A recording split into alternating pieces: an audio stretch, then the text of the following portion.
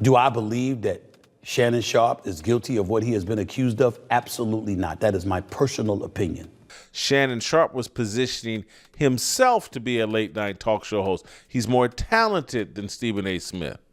Stephen A. Smith is very happy with what's happening to Shannon Sharpe. You're not going to hear that anyplace else. That Shannon Sharpe committed assault, sexual assault, battery, and sexual battery. Shannon and his attorneys responded with evidence of the relationship being, quote unquote, consensual. Shannon Sharpe just confronted Stephen A. Smith over those early comments that made it sound like he was already finished at ESPN. The tension exploded after fans noticed Stephen A. instantly defended Jay-Z in a similar scandal. Now, their once solid on-air partnership is hanging by a thread. Stephen A. Smith knows what's about to happen, and now he's in full rear end kiss mode. All the bravados go, the chairman, the boss, Jimmy Pitaro. And I can tell you these things because Jimmy Pitaro gave me permission to. Shannon Sharpe tells the world he's stepping away from ESPN's First Take until the NFL preseason 2025. Why? Because on Sunday, a 13-page civil lawsuit was filed in Nevada by a woman going under the name Jane Doe. Yeah, not a quick he said, she said, but 13 whole pages of assault, sexual assault, battery, and sexual battery claims. This three-time Super Bowl champion and this Hall of Famer, who emphatically stated to me over the phone how innocent he is.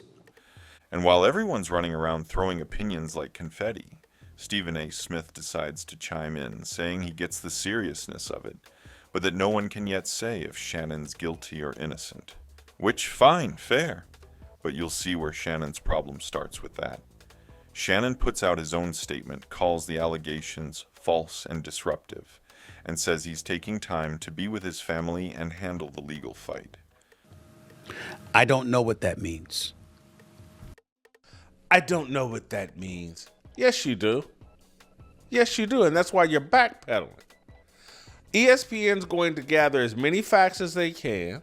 Stephen A., of course, has to remind us all that he was the one who brought Shannon to First Take in 2023. He even throws in some flowers about how much Shannon helped the show, calling his absence a blow. And then there's ESPN and Disney doing their wait-and-see routine, with Disney's co-chairman Jimmy Pitaro personally telling Stephen A. They're looking into it internally. We're not making any moves until we know what's safe for the brand. I can tell you, I also spoke to co-chairman of Disney, the boss, Jimmy Pitaro, who made it very, very clear we are taking this matter very seriously. Now here's where things get spicy. Word is Shannon's not just stepping away from the cameras, he's stepping away from Stephen A. entirely. As in, phone calls, ignored, texts, left on read. Why? Because apparently those early Stephen A. comments gave off major Shannon's done here vibes before anything was proven. And the thing really burning Shannon? The double standard. He was stepping away from ESPN. Here's a portion of Shannon's statement that he posted on social media. Quote, I will be devoting this time to my family and responding and dealing with these false and disruptive allegations set against me. When similar allegations hit Jay-Z, Stephen A. jumped in like his hair was on fire to defend him, saying, there's no way I believe this about him. Immediate, no hesitation. But with Shannon? Suddenly it's, I wasn't there, so I can't say. Point out a couple of things. Number one, I was not there. I can provide no eyewitness account. I gotta keep it ecstatic, you know what I'm saying? Oh, really? Fans didn't miss that contrast. Social media went in, pointing out that Jay-Z gets a full-throated defense, and Shannon gets arm's-length politeness. Former rapper and now podcaster Maze even called Stephen A. flip-flopper for switching up later and acting supportive once the backlash started. Because we're talking about a friend of mine who is Jay-Z. And I'm saying for me, Stephen A. Smith, there is no way in hell I believe this about him. And Twitter, or X, or whatever you want to call it, was buzzing with people saying, Stephen A. is just protecting his own image instead of standing firm for the guy he works with every week. And while this little friendship freeze-out is happening, the legal and media circus is setting up tents. Shannon's accuser is represented by Tony Busby. Yes, the same Tony Busby who previously went after Jay-Z and Diddy over an alleged assault of a minor, a case that later got dropped. For those that don't know, Tony Busby is the same attorney that filed the lawsuit against Jay-Z and Diddy, alleging they both sexually assaulted a minor, which has since been withdrawn. The fact it's him already has everyone on high alert. Then comes the cherry on top, leaked texts with some eyebrow-raising claims, including the accuser allegedly saying she wanted $25,000 per cheek. Yeah, let that one sink in. Before anyone could even blink, the media's running with it. And for ESPN, this is not just drama, it's brand danger. Disney, which owns ESPN, is allergic to anything explicit or messy like this. Stephen A. even admits the legal details are the kind of thing Disney would never want tied to its name, which of course makes Shannon's presence on air during all this a very tricky situation. Jay-Z has now countersued Busby. Needless to say, the headlines this week took on a life of their own, and as a result, Shannon announced he was stepping away from ESPN. Here's a portion of Shannon's statement. But oh, the plot thickens, because apparently this isn't Shannon's first time dealing with accusations like this.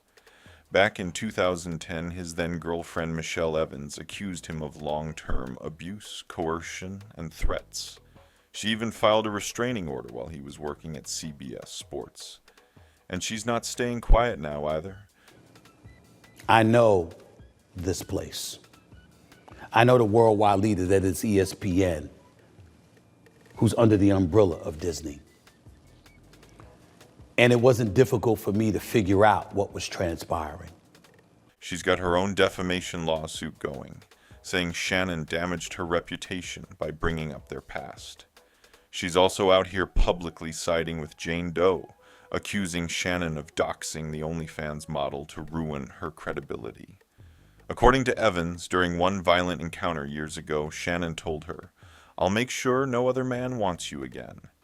Yeah, that's the kind of line that sticks in your head for all the wrong reasons. Shannon Sharpe committed assault, sexual assault, battery, and sexual battery. Shannon and his attorneys responded with evidence of the relationship being, quote unquote, consensual. And Jane Doe's attorney, Tony Busby, responded by releasing audio of an alleged conversation between his client and Shannon. For those that don't know, and because the internet never forgets, people are also bringing back clips of Shannon's more. Let's say passionate public moments, like that January 2023 Lakers-Memphis Grizzlies sideline meltdown, where he nearly got into it with the Grizzlies players right there in front of the cameras. That moment is now being replayed as evidence of emotional volatility. You know how it goes, anything that fits the narrative starts popping back up. he is, of these allegations that have been levied against him, insisting repeatedly that anything you read, anything you see, anything you hear was fully and totally consensual. Shannon sat out the rest of the NBA season coverage, lawsuits flying from multiple directions, old cases being dragged into the daylight, and a public perception war happening on social media. You've got fans accusing Stephen A. of playing it safe for the sake of his image, others saying Shannon's overreacting, and all of it playing out with millions of eyeballs watching. I'm back in line. I got my $100 million contract, my $20 million a year. Jimmy Pitaro, tell me what to do, boss man. It's not just one headline, it's a full-blown layered mess where the personal, the professional, and the PR disasters are all tangled together. And the weirdest part? This all started because one guy decided to keep a little distance in his comments. And the other guy took that as a full-on betrayal. Ryan Clark, who knows the NFL world inside and out, doesn't exactly come in swinging a bouquet of compliments. He says the allegations pretty much line up with how Shannon's been viewed publicly for years, flashy, ego-driven, and sometimes flat-out reckless. Not exactly the most comforting description when you've got lawsuits piling up. Then you've got Charleston White, who has zero interest in sugarcoating anything. He flat out says Shannon set himself up because he's dating a woman young enough to be his granddaughter. Yeah, he went there. And honestly, that one comment spread like wildfire online because it hit both the personal and image angles in one punch.